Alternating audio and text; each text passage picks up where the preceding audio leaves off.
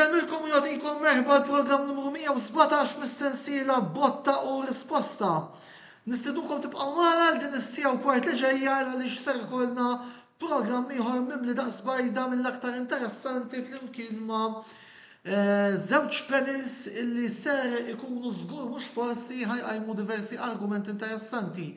Argumenti illi ser naraw flimkien mal-enna msertana Janika Rapinet li ħat introduċi it-temi illi ħan niddiskutu b'mod prinċipali il-lejla. Janika, fidejk. Temi ewlenin għal-programm tal-lejla. Bilanċ fil-quċċata tal-Kampjonat Nazzjonali Amatorjali wieħed. L-ambizzjonijiet tal-kontendenti fil-Kampjonat Amatorjali 2. Niddiskutu l-aħħar konfronti li kellna ġewwa l-Italja fit-tmiem il-ġimgħa.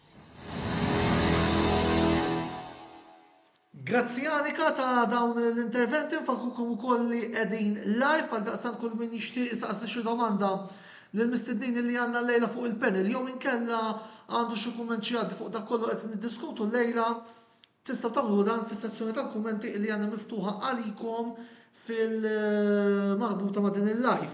Mela qabel xejn, insellem il-Joseph Magri l-lum se jkun magħna għall-programm sħiħ, insellimna l-Joseph. Nsellem l Antonella u nsellem il-mistednin tagħna. Mela, fl-ewwel parti tal-programm se nkun qegħdin nitkellmu fuq il-kampjonat BOV nazzjonali amatorjali, iż-żewġ kampjonati amatorjali li għandna fuq il-panel kif qegħdin taraw għandna l-segretarju ta' Ormi Redino Apap, għandna wkoll il-coach ta' Mdina Knights Marko Buttigieg u l-team manager ta' Melliħa Hubert Vella. Introduċejtkom tista' tgħid fil-ordni tal-ġeografija hawnhekk illum. Mela, nibdew billi nagħtu ħarsa lejn iż-żewġ klassifiċi taż-żewġ kampjonati qabel ma mbagħad nistieden il-Joseph jagħmel l-introduzzjoni tiegħu għal dan għal l-ewwel parti ta' dal-programm. Mela, kampjonat amatorjali wieħed għandna l-attartu l-mqabba b'12 punt, Melliħa 10, Ormi 9, Rendi 8, Victoria Hotspurs, Zejtun Corinthians u San Juan 7, Kirkop United 6, Pembroke Atleta 5, Sengli Athletic, Xajra Tornado su Luqa St. Andrews 4, Lija Athletic 2. Kampjonat amatorjali 2, Kalkara United 15, Mdina Knights 11, St. George's u Rabat Ajax 9, Imsita St. Joseph 8, Dingley Swallows 7, Siġġini 6, Santa Venera Lightning su Gargur 3, 10 u Marsa Skala 2. Imsida St. Joseph u Dingley Swallows għandhom logħba nieqsa. Joseph, meta nagħtu naqra ħarsa lejn dawn iż-żewġ kampjonati, x'inhija l-ewwel impressjoni li għandek qabel ma mbagħad nieħdu kumment mingħand il-kumplament tal-panel? Naħseb minn reġa' nħoloq la maċertu jew kif jafu ħafna nies iktar it-tielet diviżjoni, l-ewwel nett Antonella rrid nibda mill-programm naqa' speċjali, inti taf li mhux ħalli nifhem is-suġġett li jiena wkoll għandi simpatija li għat-tim tal-Belt, allura nixtieq nifraħ lill-Beltin kollha r-rebħa tajba li għamlu l-bieraħ fuq Hamrun Spartans. Mela l-ewwel nett naħseb ukoll illi f'dan speċjalment meta nħoloq it-tern, naħseb is-second ġie iktar kompetittiv speċjalment fejn jidħol in-naħa t'isfel ovvjament ħadd ma jrid jilgħab fir-relegazzjoni t'isfel. Ġifieri naħseb is-second ukoll sar interessanti wkoll minn ħajitlek għandek naħseb qed nara r-Redento tabta ħal-Qormi u xek. Ħal-Qormi u l-Melliħa ġiex timijiet illi forsi Melliħa għamlu snin ma tantx kienu fl-aqwa fjena tagħhom però f'dawn l-4 snin. Jiena l-Hubert nafu ukoll il-Patrick naf kemm ħadmu tajjeb u naħseb qegħdin jaqtaw il-frott fil-Melliħa ta' dak il ħadmu għax qed narawhom li qed ikunu kompetittivi sena wara oħra mat-timijiet. Ta' fuq ġifieri nemmen illi anke il-mod kif huwa organizzat il-kumpleks sportiv tal-Melliħa, ġifieri wkoll jgħinhom naqra. U mbagħad għandek la maċertu illi wkoll huwa s'issa jidher illi l-Kalkara dejjem minn vena tajba ħafna, l-bieraħ it-tim tagħna r-Rabat ma ħarġitniex logħba tajba, però għandna wkoll anke ġifieri nsellem ukoll il-Marko tal-Mdina, anke wkoll ġifieri Mdina li din is-sena jidher illi wkoll qegħdin ikunu kompetittivi. Issa meta titkellem fuq snin qabel tal-Mdina kulħadd kien iqishom bħala tim illi huma easy biex tilbħilhom, però din is-sena jidher illi qegħdin jagħtu logħba l kulħadd u l-bieraħ qerbu l-galgul wieħed b'xejn, ġifieri jidher illi wkoll tim żgħir li jagħmel avvanzi kbar ukoll. Mela, tajjeb wis. Mela, ħanibdew nitkellmu naqra fuq mat-timijiet tal-MHR1 issa. Radino, Hubert, forsi għandkom xi kummenti ġenerali qabel ma niftħu diskussjoni fuq temi iktar speċifiċi?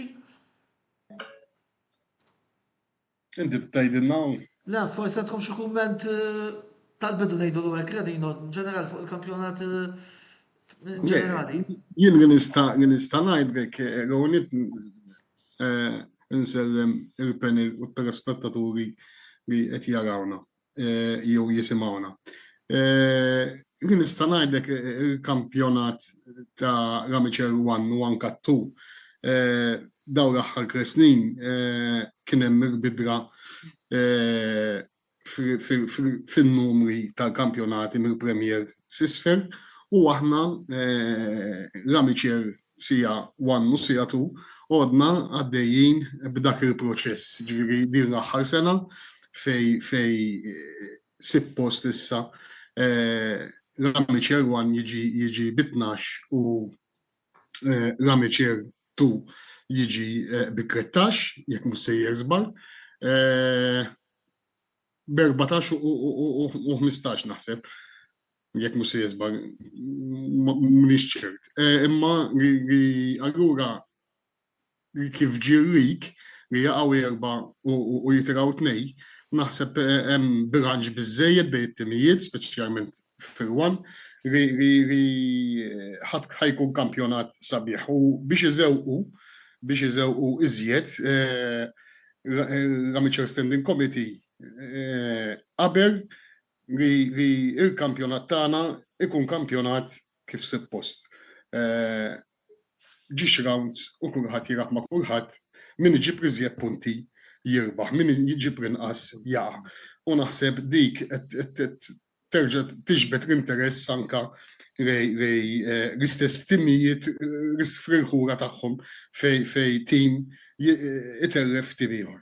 Ma nafx forsi jgħid xi ħaġa Hubert u anke Marco, imma anke il-klabs qed jindunaw qed jagħtu ċans iżjed iż-żgħażagħ, qed jippruvaw iżjed jagħtu iżjed iż-żgħażagħ, iż-żgħażagħ għandhom iżjed ċans jirabu mhux qed nirabu riks tal-miżew, round 6 remm u 6 raw daw kollha riks tal-miżew għalija. Jiena bir-rispett kulħadd ma naqbilx magħhom, jiena rik għandu jintrab żewġ rounds u minnu raqgħu jħawwer, mhux jiena għax kelli fażi fil-bidu fil-kampjonat kienet naqra batuta nispiċċa ma tal-aħħar 6 m'għandix ċans niġġiela tal-kampjonat.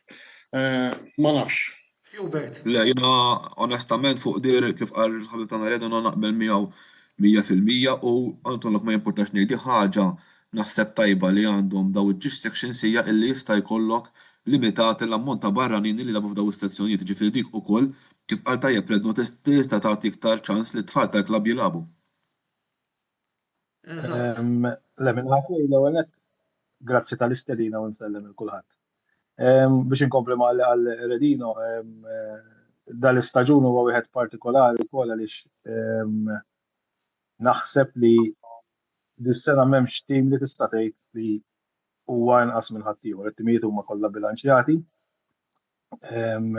Fejn is-soltu jkollok dawk iż-żewġ timijiet tlieta tgħid tista' tmur għall-logħob u tgħid illum se tkun ftit faċli dis-sena żgur ma tistax tgħidha dik. Li jaqgħu 4 timijiet hija xi ħaġa li qed beżża lil kulħadd għaliex mill-mod kif huwa organizzat kull klabb fl-Ramiċer 1 ħadd ma tista' tgħid li jistħoqlu se jkun jistħoqlu jaqgħu però 4 timijiet iridu jaqgħu. U ovvjament il-ġlieda għal min se jitla' fil-Challenge League se tibqa' hemmhekk sal-aħħar żgur. Il-livell jiena li l-melli ħenna nmeletaw f'dalli għall-aħħar snin għal snin twal insomma fis-second u issa fl-Ramiċer 1. Il-livell qed jogħla anke l-fatt li peress li l-Premier sa issa jbit minn barranin il-Maltin qed isibu nqas xans jilagħbu fil-Premier allura kulħadd qisu qed jinżel tarġa'. U ovvjament klabb bħalna li l-melli ħatu l-snin inħobbu nagħtu ċans li t-tfal tagħna, forsi fl-aħħar żewġ staġuni inqasna iktar milli nagħmlu dan għaliex konna iktar ambizzjużi li forsi rnexxina nattiraw xi players li kienu ex-Premier ex-Challenge League. U forsi anke bħala melli ma tantx konna din niżviluppaw players li jkunu ta' kwalità senior team. Din is-sena Grazzi għall-iżvilupp li kien hemm fl-aħħar snin għandna skwadra bilanċjata bejn senior players u anka minors, għax anka bħala minors qed ikollna staġun tajjeb allura qed jingħataw ċans ukoll li jsibu posthom fit-tim tal-kbar u tista' tgħid l-aħħar żewġ logħbiet qed ikollna 8 players tal-minors bi skwadra 20 li taswira tajjeb għall-futur. Sawa wis, mela, ftaħna bl-ewwel kummenti fuq l-MHR1. Ħalli ngħaddu ftit kummenti wkoll ġenerali fuq l-MHR2. Marko, ħan nisma' tiegħek l-ewwel. Għax minna Joseph sott special ġasmajna. Mela, nselmilkom. Iva, l-MHR2 dis-sena se jkun żgur iktar kompetittiv mis-sena l-oħra. Mis-sena l-oħra kien hemm il-Victoria Hotspurs li ddominaw mill-bidu sal-aħħar. Aħna minna ħadana bħala mdina bdejna mis-sena l-oħra. Nirringrazzja lit-team manager tagħna Gianluca Teuma, team manager għadu żgħir, però qed jagħmel mirakli, jaħdem ħafna 24 hours għaddej u irnexxielna wkoll s-sena l-oħra nilħu ftehim biex ikollna nursery wkoll, li mdina għandna nursery u għandna nursery tajba ħafna. Is-sena l-oħra bdejna billi ġbarna ħafna players żgħażagħ li ma kienux qed jilagħbu ma' timijiet diviżjonijiet iktar ogħla li kienu qabżu l-minors b'sena jew kien fadallhom sena minors u saħħaħna t-tim bihom. Malkemm is-sena l-oħra ma ġejniex fil-postijiet għoljin tal-klassifika, però tajna logħba mhux ħażin il-kulħadd, ġifieri it-timijiet li telgħu speċjalment il-Victoria tajnihom logħba tajba, ġiex logħbiet tajbin li mqabba wkoll, konna fin-94 ma konna tajbin bdejna nibnu. Dis-sena Gianluca għalli issa indaħlu ftit esperjenza ma' dawk iż-żgħażagħ fil-fatt għandna tim imħallat, ġibna players ta' ċertu esperjenza, tipo Giovanni Gallia, tipo Terence Agius, bix-xogħol ta' Gianluca non-stop. U qegħdin hemmhekk qed nilagħbu s'issa il-kampjonat jidher close ħafna ġifieri tmur tilab hemm battalja kull logħba, il-livell għoli ħafna, il-livell għoli. Il-level tal-NAL2 għola ħafna. Ħafna players nizlu l-isfer kif qalu sħabi diġa. Hemm players li forsi kienu waqfu għal ċertu żmien u biex jerġgħu jibdew jisibu sajhom qed jiġu hemmhekk għax hemm livell fejn tista' tieħu pjaċir xorta u mhux m'għadix tmur tara logħba tieħu pjaċir tal-NAL2 mhux bħal qabel kienet logħba llum l-ritmu għoli, intensità, kollox hemm, ġifieri iż-żgħażagħ qed isibu spazju hemmhekk.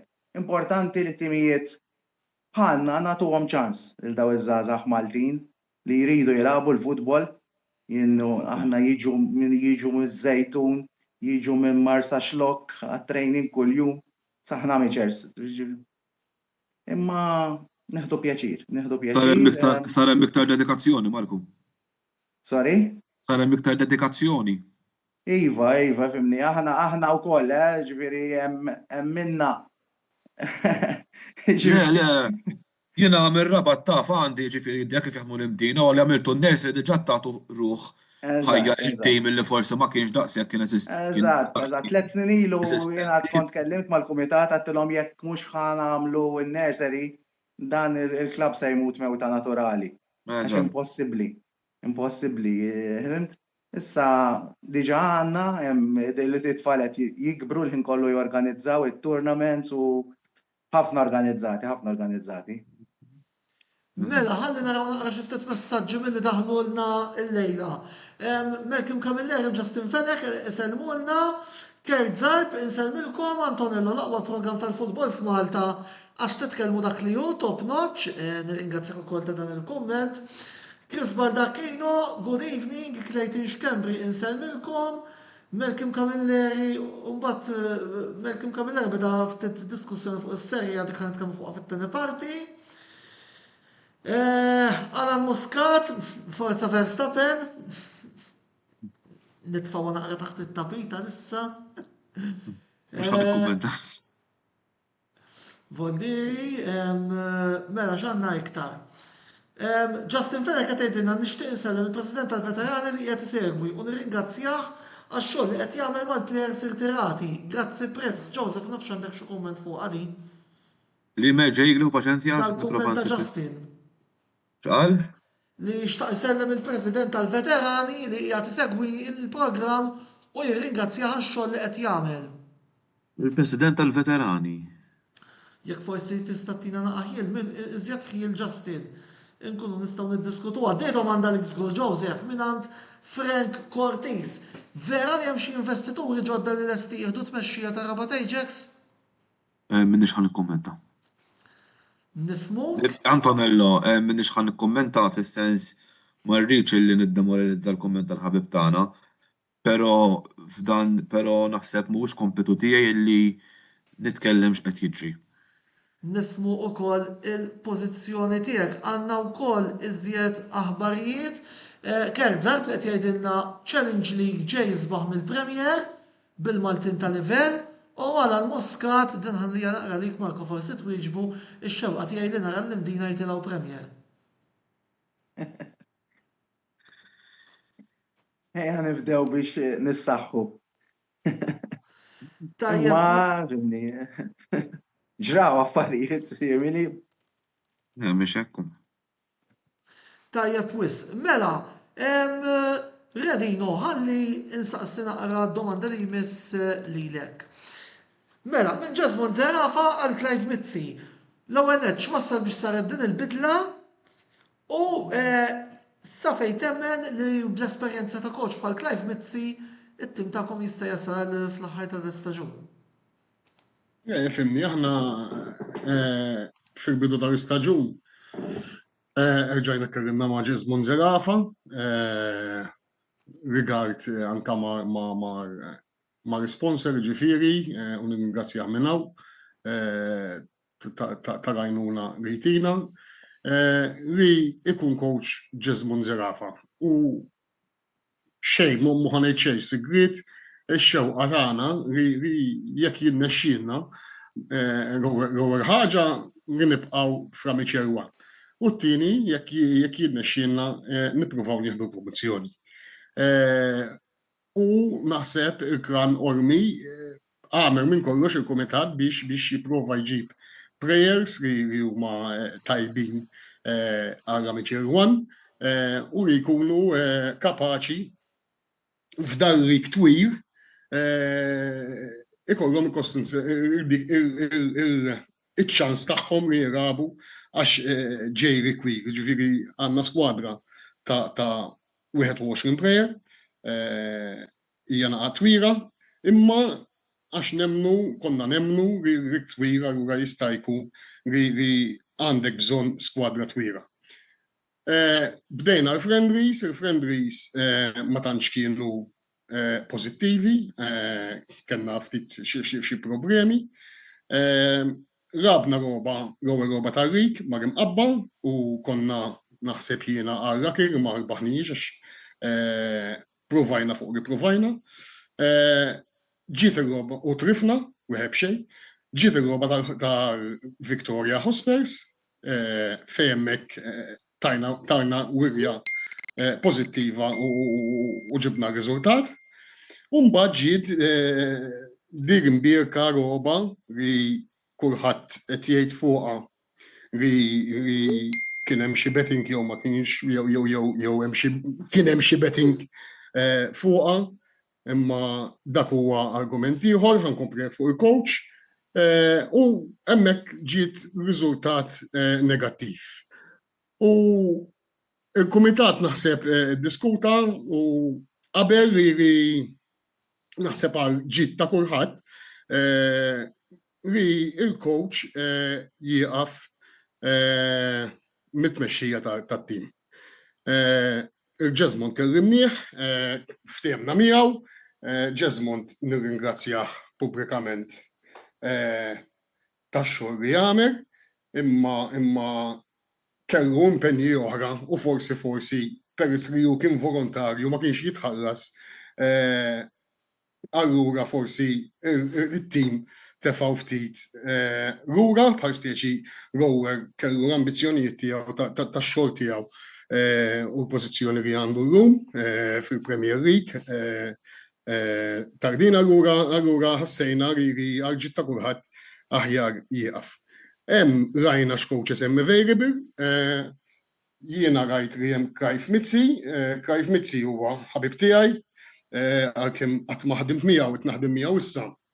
Naf x'coachu, naf kemm jipprepara t-tim tajjeb u din waħda minnhom li għalkemm amateurs serraħ moħħok il-klabs kollha jippreparaw it-timijiet il-coaches kollha u nirringrazzjahom tas-sagrifiċċju li jagħmlu coaches kollha xi kultant jagħmlu iżjed milli misshom rigard xogħol ħabba kwestjoni ta' paga f'Amateur League mhux m'hemm xi pagi bħal hemm fil-Premier fil-Challenge League, jiġifieri differenti, coach irid jaddatta anka għall-finanzi li kellu klabb. U Krajf, il-Kumitat qabel li naggaċċjaw il-Krajf u ngaġġajna wkoll il-Matthew u l-Mark miegħu u kellna waqfu Jesmond u l-George Porter li nirringrazzjaw ukoll tax-xogħol li għamel physical trainer George Porter li nirringrazzjaw ukoll. Redeno. Dik l-istorja.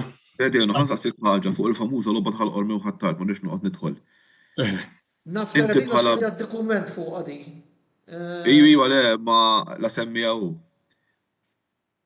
Għajdi. Irrid ġifieri mhux ħanallega ma nagħmel allegazzjonijiet ma rridx ġifieri mpalla fil-vojt ġifieri. Jista' jkun li t-neħħija ta' Jesmond Zarafa forsi tefed dubju lill-kumitat fuq il-kumitat jew m'għandax taqsam xejn jitkeċċja ta' Jesmond Zarafa mal-logħba fejn kien hemm allegazzjonijiet ta' betting u hekk. Allegazzjonijiet ta' betting għarija huma fantasma jien ma jeżistux, jiġifieri kif tafu aħna lokalità fej tista' tgħid hawn ħafna hawn ħafna roba, ġifieri mhux sigriet ħalqormi allura kulħadd ikun jaf jekk ikun hemm il-betting sarħu magħhom. Ġifieri dik kienet tra fantasma, tant kienet fantasma li kieku kien hemm xi sugu fija dir-ritra ma kienx tmur għand il-medja, imma kienet tmur dirett għand il-pulizija. Il-raġuni li marret għand il-medja kienet biex tagħmel ħsara lill-klabb u lili personali.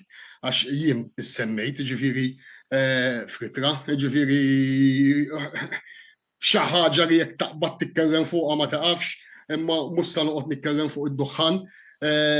Jien rinkwitatni jekk diritra vera hija farza u kienet indirizzata ma fija sugu ta' xejn toilet paper, jekk veru toilet paper diritra, jiena ħanamel minn kollox biex il-pulizija isibu minn bata għax diritra ħsara enormi lill-klabb tagħna, lill-Football Marti, lill-Players.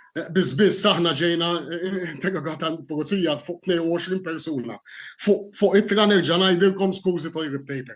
Ġifieri il-ħsieb u l-biża' tiegħi hija li anke mill-pariri li Dr. Mura u nirringrazzjah u anke rispettur nirringrazzjahom it-tnejn tax-xogħol li qed għamlu u għodhom qed jagħmlu x'għodhom miftuħin l-investigazzjoni.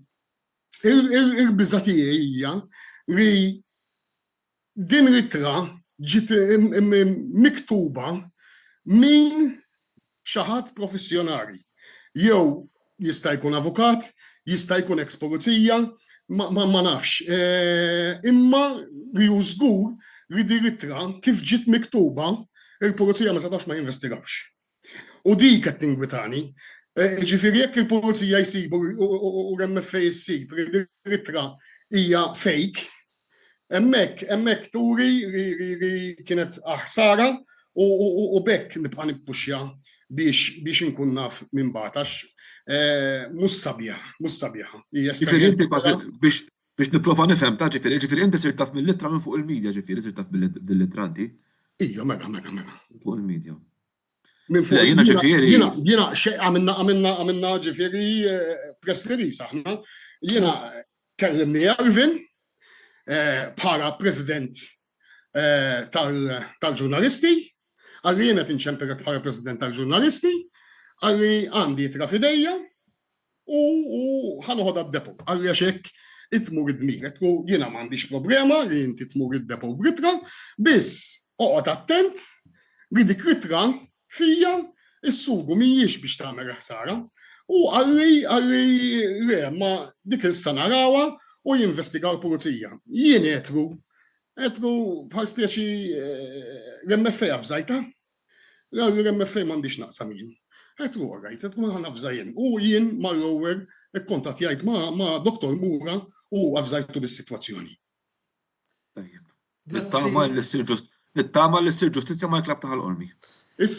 Ma tistax issir għax is-suf dejjem itir mal-rieħ u jibqa' jtir. Ġifieri jekk tmur tfittex is-sarrum ormi ħattart ħadd titrarek dil-podina. U jiena bil-rispett kollu lejn kulħadd mhux se noqgħod nimmoda. Ma naħsibx kif dik il-logħba it-tim tagħna kien preparat kif kien preparat it-tim ta' ħattart. Ġifieri jiena naħseb li n-nuqqasijiet kienu min-naħa tal-klab tagħna. Mhux xi ħadd mill-USA rab fuq roba ta' Remiċerrik. Naħseb hawn ħafna rob xi jsir. U Alla ħares tista' tilab ammont jew tirbaħ ammont ta' 80,000 fuq roba għax niftakru u rridu narawha li Remiċerrik bil-regolamenti għas jista' jaqbiżhom 80,000. Ġifieri ma tagħmel sens li krab ma jinfuqx 80,000 u inti tiftaħ il-rob u jista' jintrebħu daqskemm jinfuq krab f'sena għal mod tal-kelma li hemm ħafna krabs li dawk il-flus ma jinfuqhomx jinfuq ħafna inqas. Ġifieri dak hu l-argument kollu. Ġifieri di ħadd tispiċċa 100% li kienet doħħan. Ġifieri doħħan biex tagħmel ħsara. Grazzi Radino ta' dan l-intervent tiegħek mela Hubert, ħalli nitkellmu naqra miegħek ukoll issa.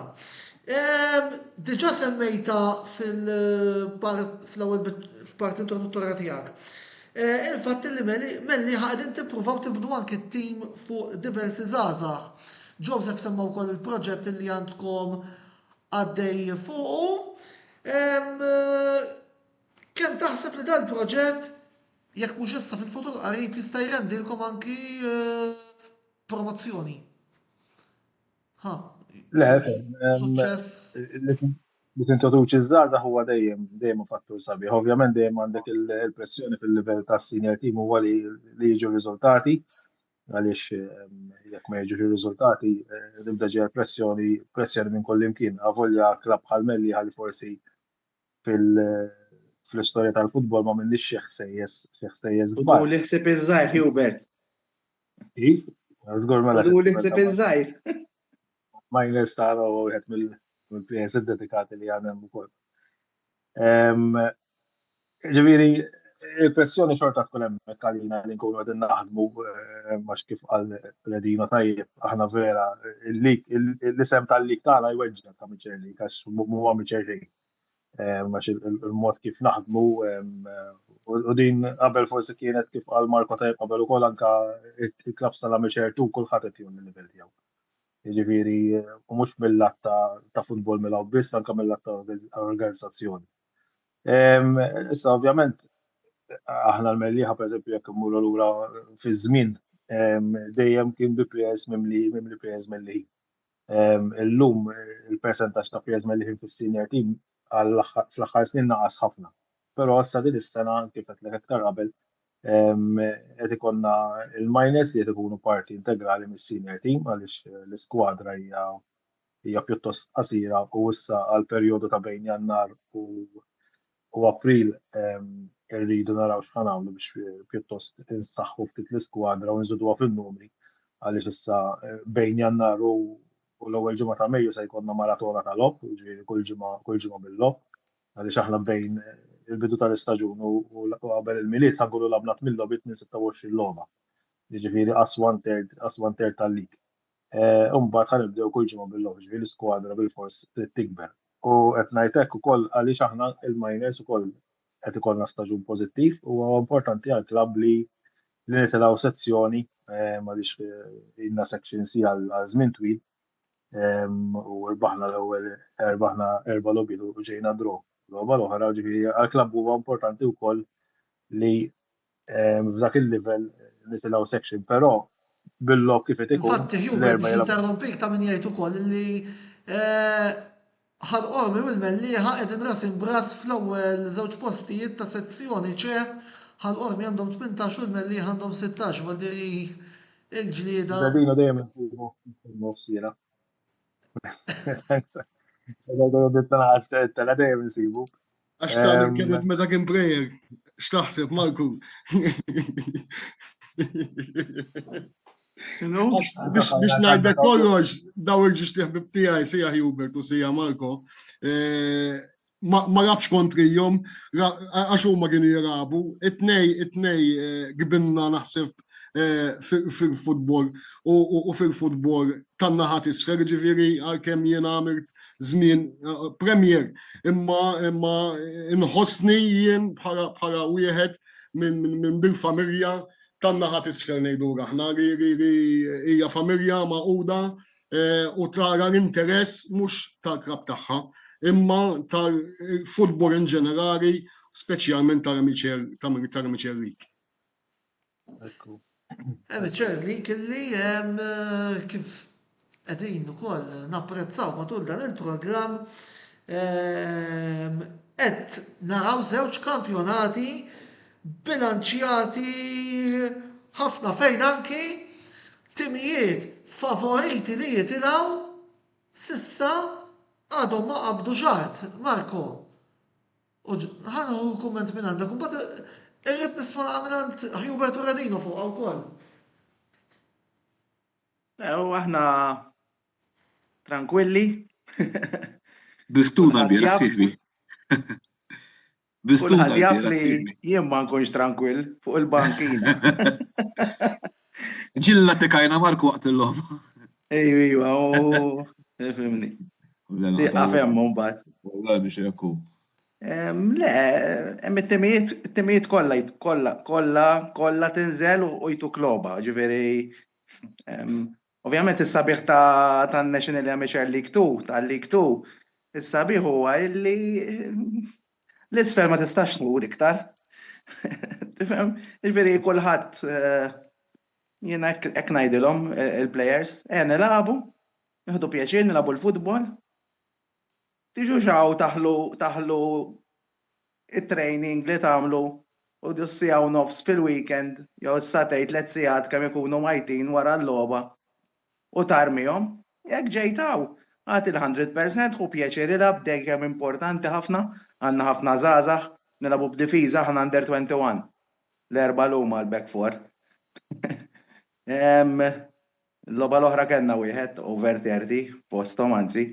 U qabel kellna l-goalkeeper ukoll, issa għandna goalkeeper daqsxejn iktar espert. Jiġifieri jieħdu pjaċir jilagħbu, però il-livell huwa il-bieraħ aħna tawna logħba l-Gargur kienet logħba epika, ġifieri. U l-speed li kienet milgħuba l-logħba u l-intensità u il-movimenti kienu partikolari. Fejn labtu Marko? Labna l-Luxol, suppost kanna nilabu Centenary u nbidlet il-venue. Eżatt, ħaġa li tiġġa ħafna. Nipreferu ground kbir, għanna daqxej speed fit-team, teknika u koll, mux ħażin. Ekku. Imma fimni, il-Garguru għatim fiziku ħafna, kollha twal. Ekku, kienet battalja, il-logħba ntrebħet set piece. Ġifieri.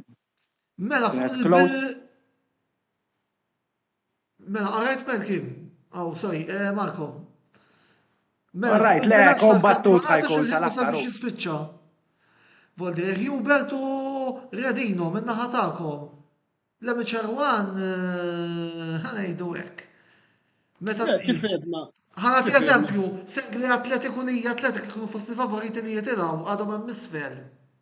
Imma kifet jiena, u forsi Hubert jasar biex jaqber miegħi, ir-rik tagħna kważi, ir-rik tal-Ramiċer 1, it-tu ma nafx ma tħarġa fih.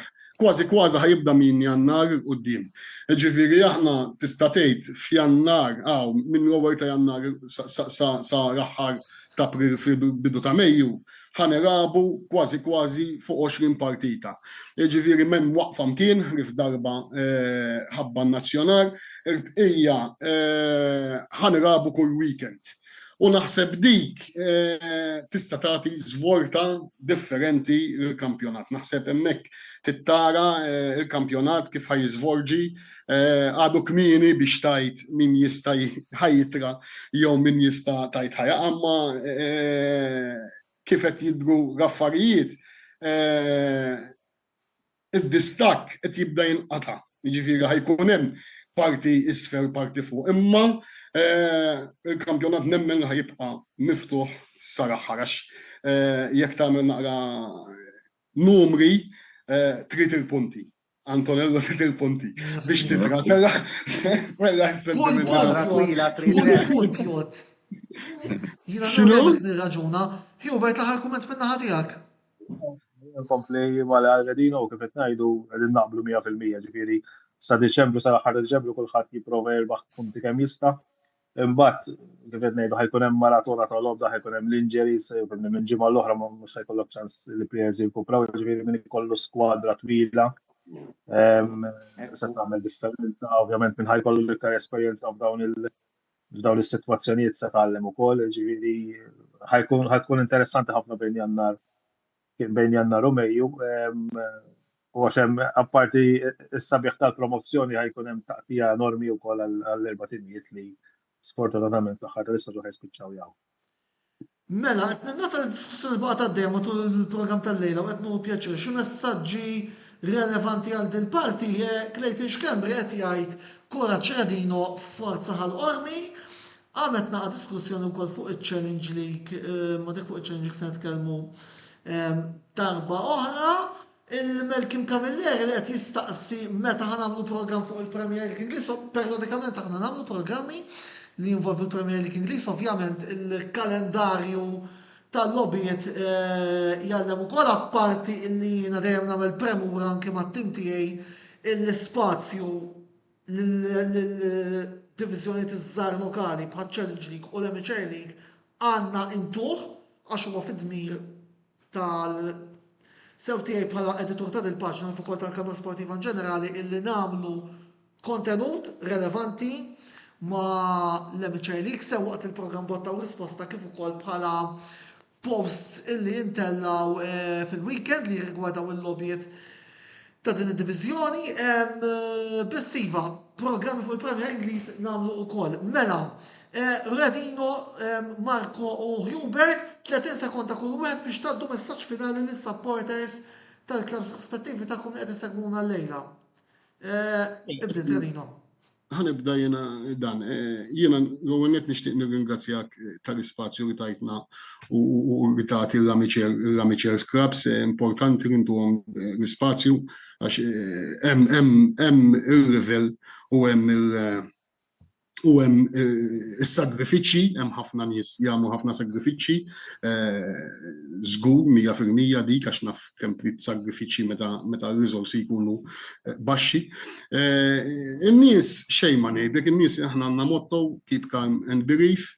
Dak li ngħidilhom u reiteraw il-ground biex ituna s-support għalli dan it-tim jibqa' jissaħħax mingħajr is-supporters it-tim nofsu żermat naraħin. U sissa forsi li jmodhom mhux jikkonkollu daqshekk imma nistidinhom biex jitiraw il-ground għalli jieħdu pjaċir mal-prejers u mal-krab tagħna. Grazzi.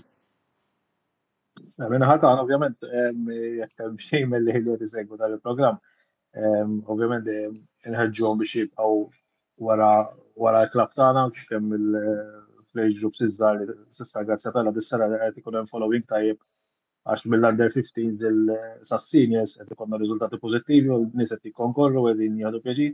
Ovvjament, sfortunatament fil-livell tagħna, in-nies issibhom l-iktar meta tkun sejjer tajjeb, però meta jkun sejjer ħażin ma tantx ikun hemm konkurrenza, però ovvjament jekk hawn xi ħadd li qed isew twila lill-programm u kif qal nirringrazzjak tal-ispazju li din tagħtu lil clubs iż-żgħar. Ovvjament jikkonkorru kemm mhux biss meta l-affarijiet ikunu sejrin tajjeb, però anke fi żminijiet il-diffiċli ovvjament se jkun hemm momenti fejn ħanaffaċċjaw dan is-sitwazzjonijiet fl-istaġun li ġej. Marko? Bl-introduzzjoni ta' season ticket, għamilna pass il-qoddim ukoll aħna bħala support l-Mdina, qed ikollna n-nies. Nħares wara jana jitdaw minn fejn ħarġu mill-Mdina. Jiġifieri qed ikun hemm is-supporters familjari tal-plejers, nies li jinsapatizzaw magħna. In-nursery ġieli talgħu it-tfal jagħmlu storbju sħiħ, jiġifieri l-Mdina wkoll qed itellgħu in-nies nirringrazzjahom. Nirringrazzja lilek ta' dan l-ispazju li tagħtu lilna li nkunu minn għalina qed naħdmu fix-xejn imma ikun hawn min qed jinnota x'inhu jsir u mhux qed isir. Nistieden il-telespettaturi jekk iridu jiġu jaraw in-nursery tagħna fil-Ground Sant'Agata fl-iskola ta' Rabat fejn nitrenjaw. U l-organizzazzjoni li jkollu tim ta' third division kif jafu ħabi l-oħrajn li hemm hemmhekk ta' second division. Għaliex il-futbol mhuwiex Premier biss. Il-futbol mhuwiex Premier biss, anzi naħseb li l-futbol Malti huwa aħna. Huwa aħna il-futbol Malti, jiġifieri b'risorsi limitati imma naħdmu. B'nies ħansemmi team manager nerġa' Gianluca, b'nies bħal Gianluca li jien naf sagrifiċi jagħmel biex għandna din l-iskwadra li għandna llum. Il-bqija good luck il kulħadd ikompli jaħdem, jien nirrispettuhom kollha lil sħabi tat-timijiet l-oħrajn. Avolja forsi waqt il-logħba nkun xi daqsxejn antipatku naf. Mhux daqsxejn. Mhux daqsxejn ħafna. Imma le, dika kulħadd. Antonello, jiena li nixtieq ngħid, l-ewwel nett ħanibda minn Marku nawguralek għall-lob kollha barra meta tiġu kontra Rabat. Derbi. Ovvjament, grazzi l-Hubert u r-Redna li jaġinaw, Hubert sellila għal-ħabib tiegħi Patrick Vella tal-Melliħa, Kutajjar naħseb mhux Bivella. Patrick Kutajjar u redi għandu selli għall-eskox ta' narrabti nissu Joe Ġerada. Il-kux tal-Miners, sellila l-jom u nawgura t-timijiet kollha. Grazzi. Mela, b'dawn il-tislijiet, nirringrazzja l-Hubert, il-Marko u l-Redino tal-lejla inaqdu magħna. Issa, aħna ħammorru għal-riklami, sa fl-attantina u Joseph imorru nħidu tat-silma, għaliex fit-tieni parti tal-programm se nitkellmu fuq is-serje jidħol Roberto De Brincat, jidħlu iktar mistednin, intom komplu nsegwuna u komplu wkoll diskutu magħna fuq il-futbol Taljan, imma lissa nisimgħu naqal messaġġ li għandhom għalina l-sponsors ta' dan il-programm. Dal-waqt inkunu magħkom.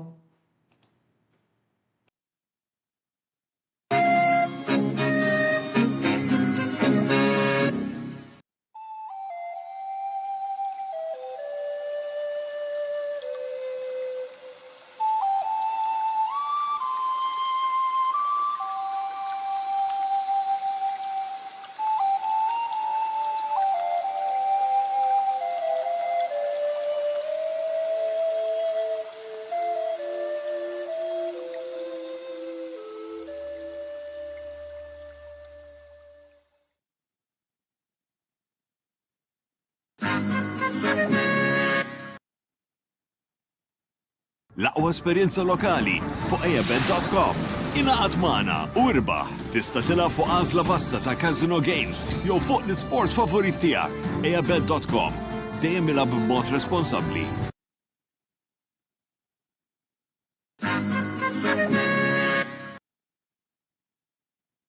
Wasal eluq żmien ommok missierek jew xi ħadd minn tal-familja, għandek xi okkażjoni jew xi attività mal-ħbieb u trid issib restorant tajjeb b'ikel ġenwin u prezzijiet qalbut ta' kulħadd, post wieħed għandek issib El Catalan tax-Xajra fejn issib għażla vasta ta' pizza, pasta, grills u għaġin f'atmosfera b'element familjari.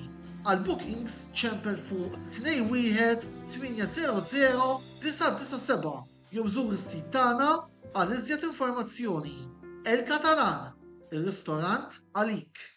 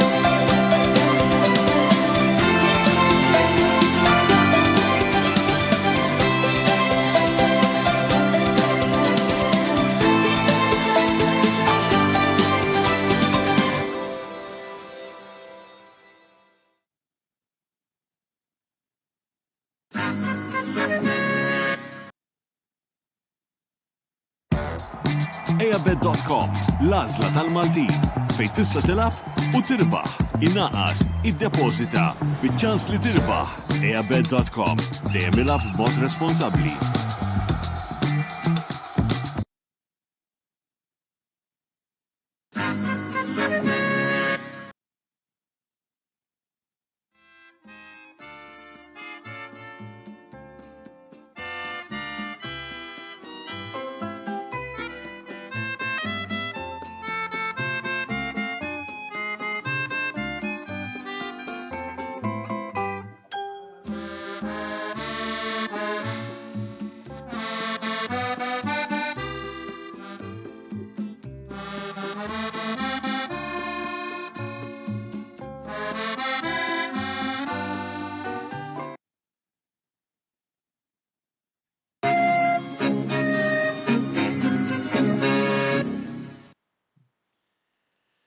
Merħba lura t-tieni parti tal-programm Botta u Risposta, panel kompletament differenti issa, l-ewwel qed nixtieq insellem Roberto De Brincat illi llejla issa daħal ma' t-tieni parti.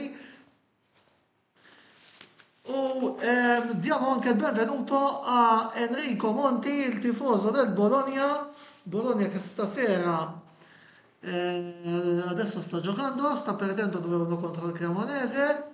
Quindi grazie doppia per Enrico che sta seguendo la partita e allo stesso punto sta anche facendo parte di questa discussione. Infatti ħanitkellem naqra bil-Malti, parlerò un po' in maltese adesso per introdurre l'argomento Enrico, poi andiamo in inglese così anche tu puoi anche in inglese e in italiano, così anche tu puoi entrare nella discussione con Roberto e con Joseph. Mela, infakukom li qed il-live kun nixtieq jintervjeni fuq is-Serje A, issa jista' jagħmel dan ukoll fis-sezzjoni tal-kummenti illi għandna miftuħa għalija marbuta ma' din ix-xandira. Fil-fatt għandna wkoll xi supporters tal-Milan illi diġà daħlu jgħidu tagħhom. Mela, aħna nagħtu naqra ħarsa lejn ir-riżultati li kellna fit-tmiem il-ġimgħa fis-Serje A Taljana. Ser tarawhom ukoll bl-għajnuna tal-grafika. Mela, Atalanta 2 Fiorentina xejn, Bologna Cremonese qed tintlab bħalissa Cremonese 2-1 minn fuq mal-Bologna. Como 2 Sassuolo xejn, Genova 2 Verona 1, Juventus 2 Cagliari 1, Lecce 2 Torino 1, Milan 1 Lazio xejn, Pisa Inter xejn bit-2, Parma xejn Udinese 2, Roma xejn Napoli 1.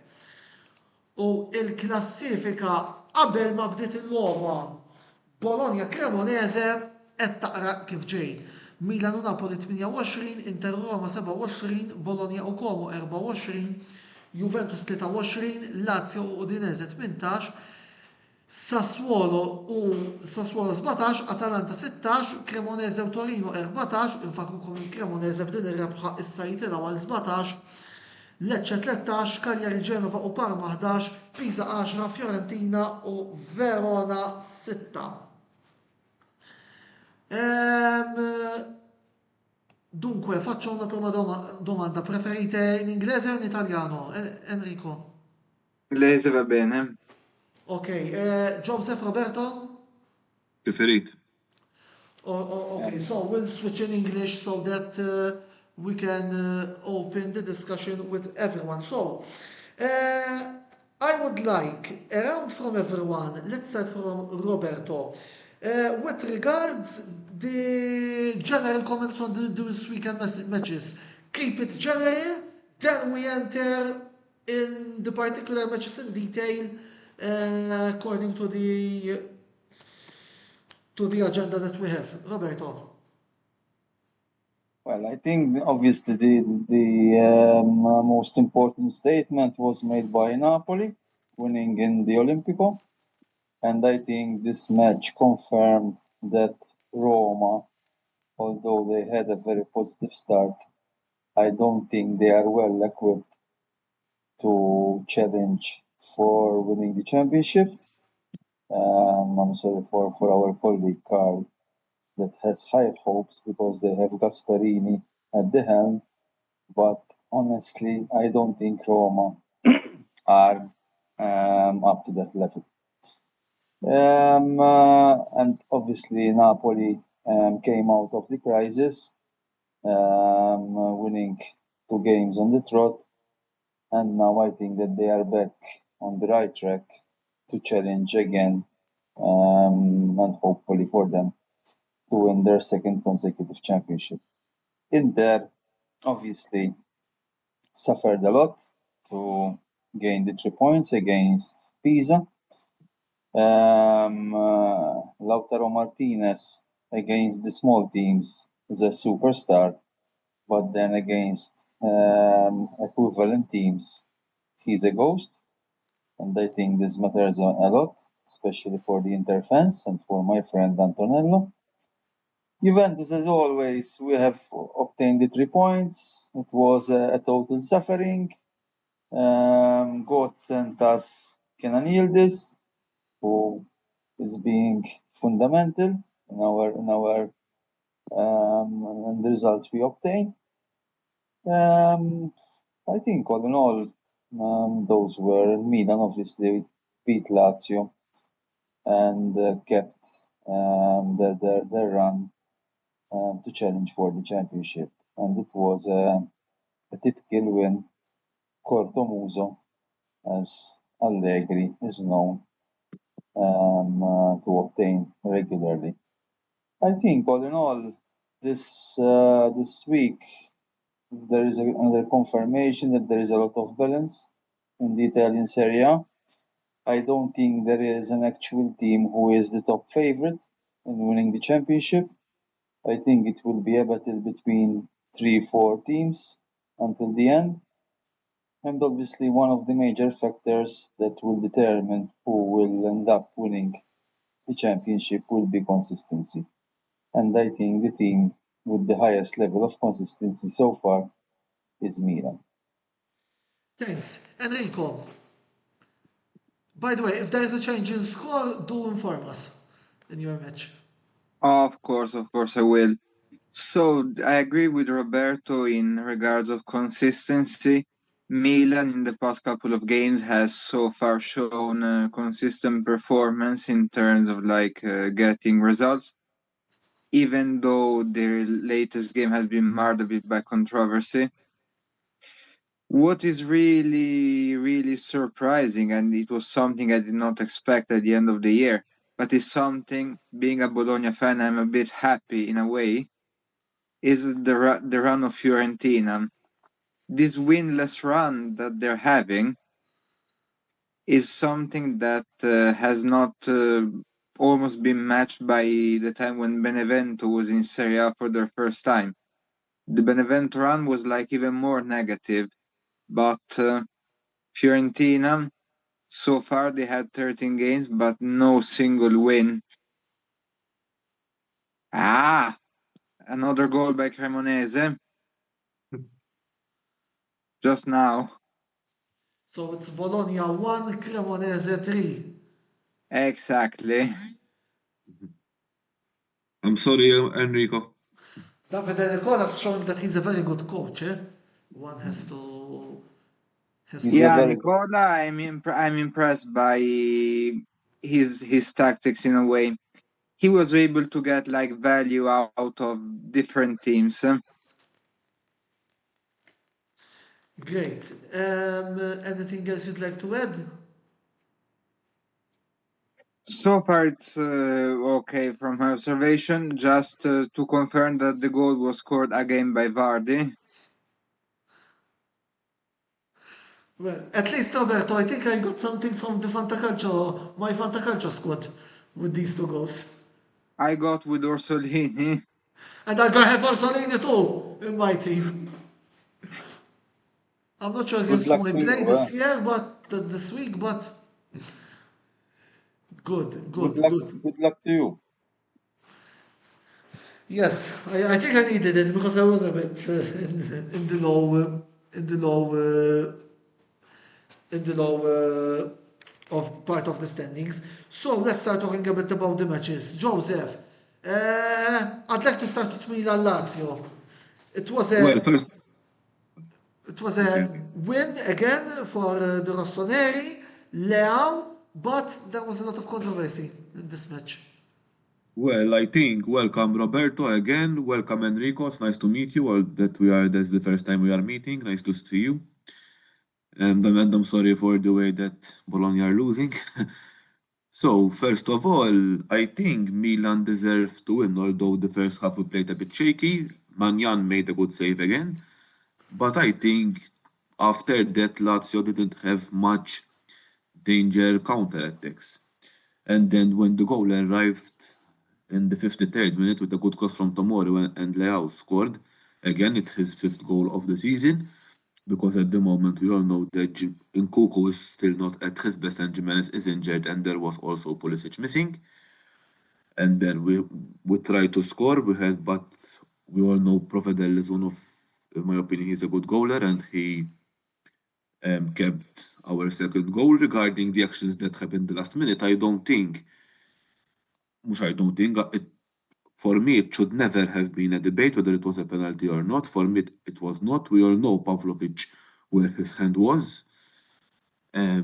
Even for me, I don't understand why some people are saying that it was a controversy because it wasn't. The penalty wasn't for sure because his hands was with his body. So I don't think Pavlovic can cut off his hand to prevent the goal. That was the way that he had to prevent the goal. So I think it was a poor controversy made by some Lazio supporters, with all due respect. But I think what I am seeing is the Italian media, because Milan are at the moment are doing very well, so the Italian media is against Milan, which for me it doesn't make sense. But to say it's a penalty, I'm sorry, it's bad reasoning. Well, Lazio have decided not to speak, however, but they've sent the images to their social media just to say these images speak for us. I've also read a lot of media comments about this penalty. But listen, Lazio just shown the picture from the side where Pavlovic was at the front and they show the ball hitting his wrist. But you have to see the picture from all angles. We also have seen that the Lazio player was pulling Pavlovic from the shirt. So Pavlovic was going down and the ball hit his hand. So to prevent the goal, obviously he had to do that move. What he can do? Chop his hand off. So I'm sorry, who thinks that was a penalty? I'm sorry, he doesn't understand what football is. With all due respect to everyone. Sorry. The foul was at the beginning with the Lazio player, in all fairness. Sorry? The whole situation started because the Lazio player was actually pulling, as Joseph said. Mm-hmm. And so if a foul had to be assigned at all, that would have been to the Lazio player in all fairness. But with all, listen, Enrico, with all fairness, but Pavlovic was obviously trying to defend. And the first player that made the move was the Lazio player. When he took Pavlovic, then obviously he was not going to move. So obviously he tried to move to try and clear the ball. There was, and his hand was with him. If it was something like that, it could have been a penalty, but what he had to do? But overall, it seems that Allegri is still ahead. The Cortomuso tactic, it's working effectively. So I'm seeing some messages from Jerome Zarb about the Juventus match. Roberto, maybe we can speak about it. First of all, Malcolm Camilleri is not convinced that Milan can win the league. And I'm reading a bit the comments which they are going up. So, Roberto, let's speak a bit about the Juventus match, since we have some comments on the same match. So, you already spoke about Hildet, who I think he will be a very important player for the Spalletti brigade. Let me hear about some comments about the Juventus match before reading some related messages, please. Well, honestly, at least we're scoring it and we're obtaining points. But in all fairness, till to date, I can't still understand why Juventus are still playing with a 3-4-1 formation. In my opinion, it's not the ideal formation for the players that are present in the squad. I would opt for a 4-2-3-1, playing Gildes in a more central position, or else giving him the free role to roam wherever he likes. Obviously, now there is the issue of Vlahovic, who got injured, and most probably he will be unavailable for at least 2 months. And this obviously will give the opportunity either to Openda or Jonathan David to take their place in the starting 11. But yes, with this system under Spalletti, Koopmeiners is a totally different person. Agreed. But I don't think that Juventus need to play with this formation just for the sake of playing Koopmeiners, because I think the striker is being too isolated. With Conceição, Zegrova, or Openda on the flanks, and Yildiz in a more central free roam position, I think Juventus can get much more than what they are getting right now. Also, a big mystery is why, for example, João Mario is not even being included for 1 second. I don't know, whenever this player was brought on the pitch in his ideal position, he always played very well. And I can't understand why both Tudor and Spalletti are keeping him out, not even being considered for a 1 minute walk on the field. All in all, I think Juventus are still far away from getting their ideal team frame. With this kind of performance, I don't think they can be considered to be a league challenger.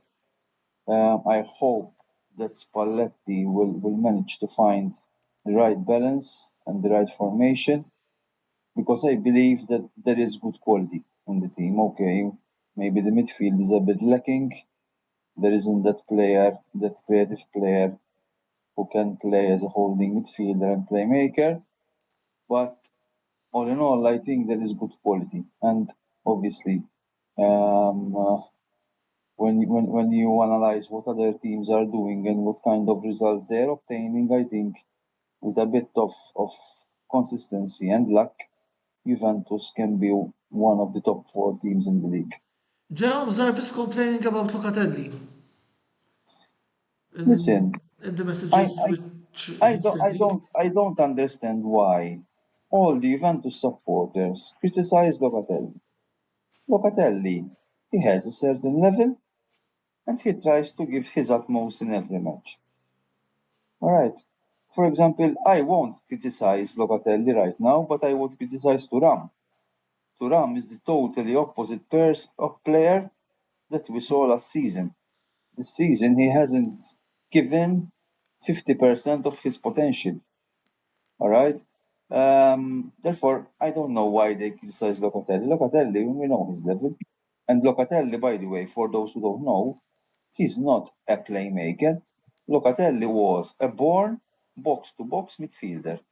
When he used to play under Mancini with the national team as a box-to-box midfielder during the Euro 2021, he was very good. So we have to put everything into its context. Locatelli is playing in that position because Juventus don't have that kind of player. That's all.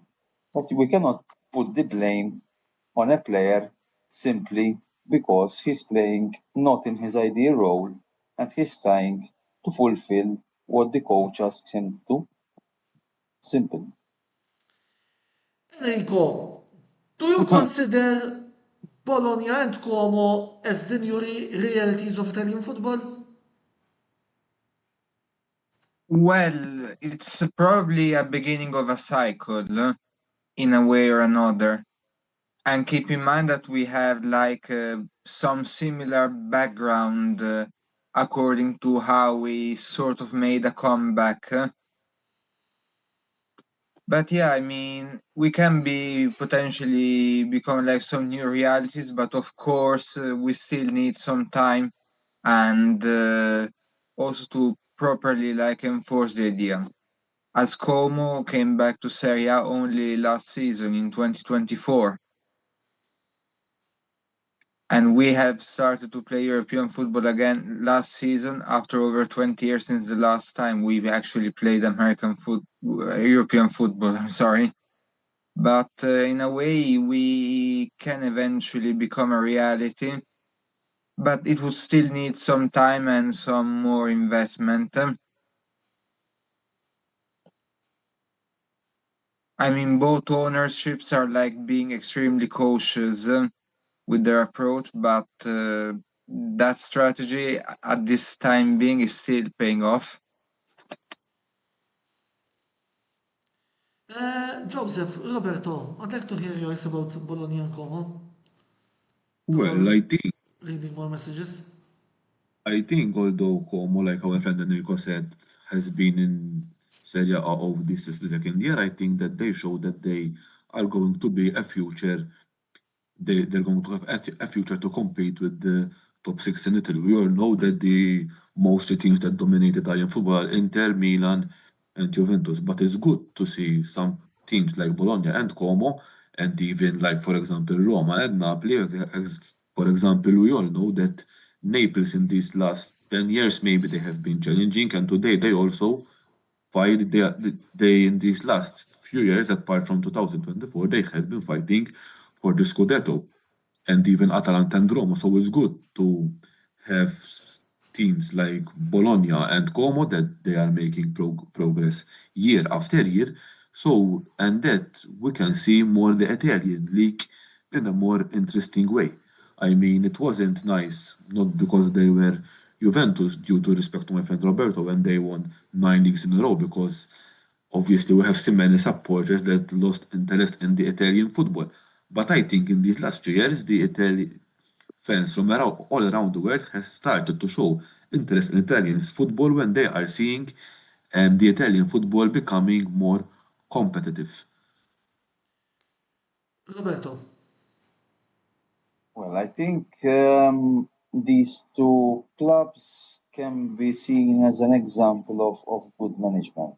Bologna, on one hand, I think they got a big boost when they appointed Thiago Motta. I don't know if it was a one-season wonder, honestly, but I think it wasn't.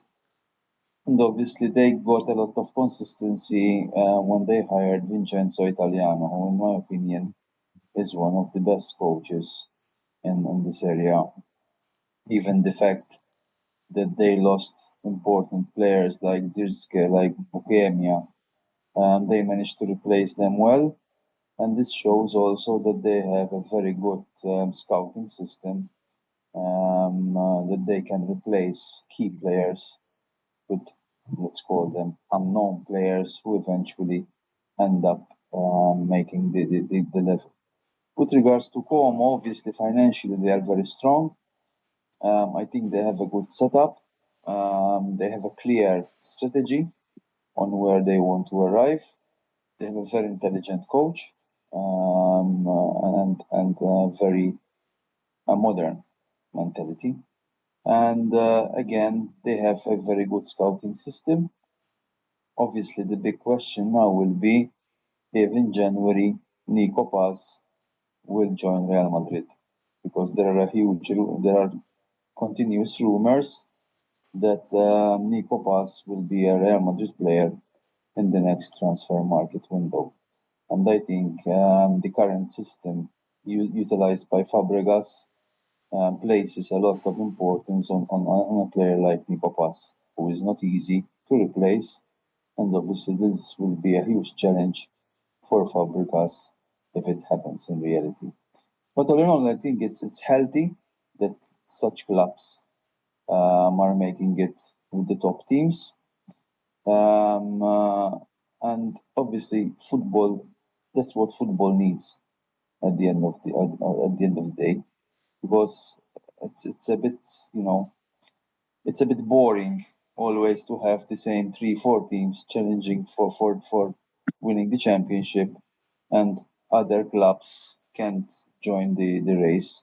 And I think Bologna and Como are two realities who are having a very successful story so far in the Italian league.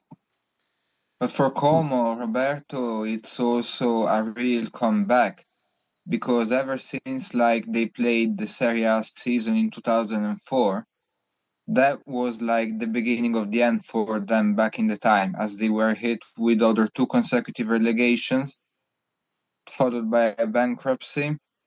Eventually, they also went through very shady owners, which caused them to go once again bankrupt in 2017. And keep in mind that Como, in 2017, they were playing in the 4th tier of Italian football. Yeah. If you consider. But again, it's a clear reflection that when you have a financially strong owner, you can do a lot of ground in football, because Como are where they are, not only because they have a good coach and they have a good squad, but because they have a very financially strong owner, who obviously did a lot in the transfer market. Obviously, there were clubs who have a financially strong owner, but they were a total failure. It doesn't mean because you have a lot of money, you will be successful. You have to purchase the right players, you have to have the right coach at the helm, and you have to have the right strategy.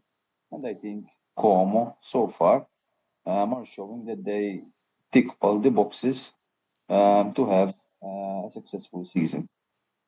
I think also, first of all, we must say that Como, its owners, is one of the richest people in Italy. And even the fact that they have Fabregas, he's a very well-known player who won nearly all the domestic cups in football. And I They think have he also knows Thierry exactly. Henry as one of the shareholders.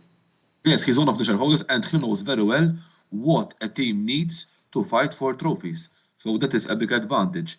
I speak about Milan. Last year, Milan spent a lot of money like this year.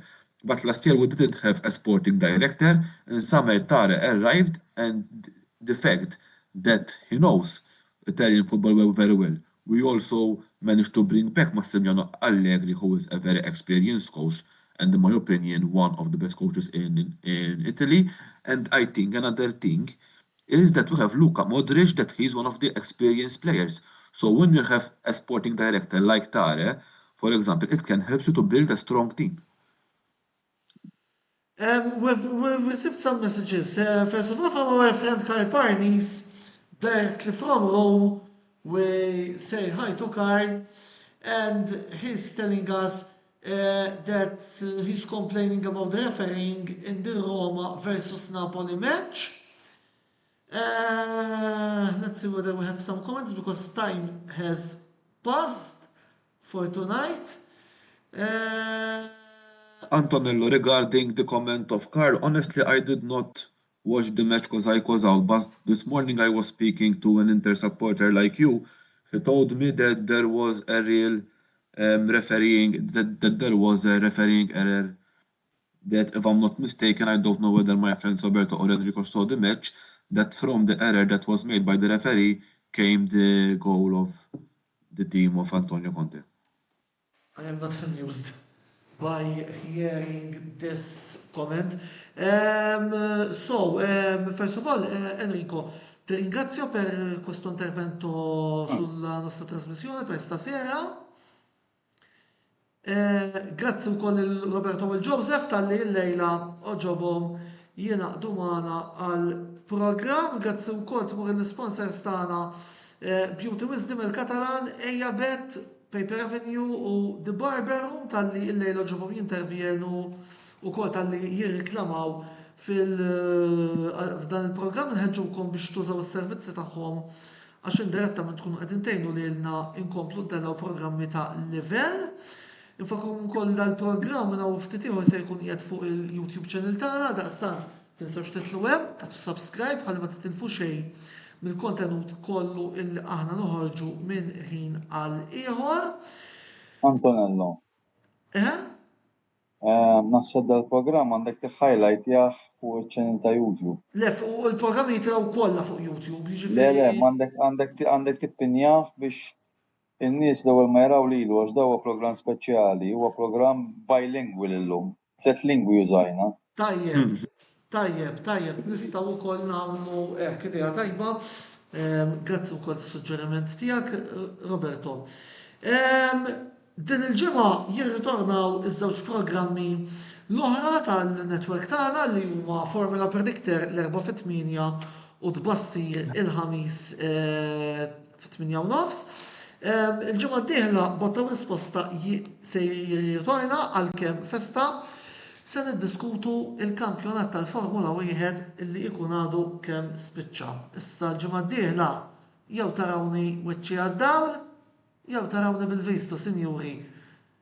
Jiddependi kemm il-McLaren se jerġgħu jagħmlu podini u nieqaf hawnhekk. Sakemm nerġgħu niltaqgħu fil-Kastijaj nhar l-erba' għall-Formula Predictor. Jien Antonello Bella ma tfadal xejn ngħidilkom li grazzi tal-li segwejtuna il-lejl tajjeb u ħudu ħsieb.